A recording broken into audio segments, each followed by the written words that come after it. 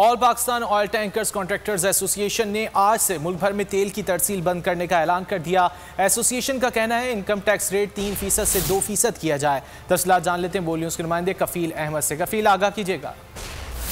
देखिए, आज से जो है वो ऑयल टैंकर कॉन्ट्रैक्टर एसोसिएशन की जानिब से हड़ताल जो है वो की गई है और उनके बुनियादी क्या मुतालबात हैं, क्या उनके मसाइल हैं। इस वक्त शुएब अशरफ साहब मेरे साथ मौजूद है जो कि उनकी जनरल सेक्रेटरी, उनसे बात करेंगे। शुएब साहब, मुख्तसर जानना चाहूँगा बुनियादी नुकात क्या हैं, क्यों हड़ताल की गई है और क्या मुतालबात करेंगे?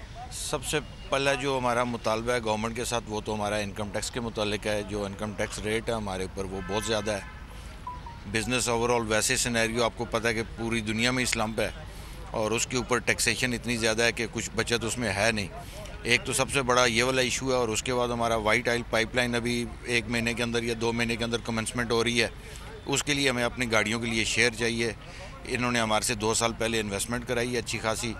उस इन्वेस्टमेंट का हम लोग क्या करेंगे, उसके ऊपर हमें शेयर चाहिए, या फिर अगर शेयर नहीं देंगे तो हमें कंपनसेट करें जब हमें बिल्कुल कारोबार से आउट कर रहे हैं। कब तक जारी रहेगी आपकी हड़ताल?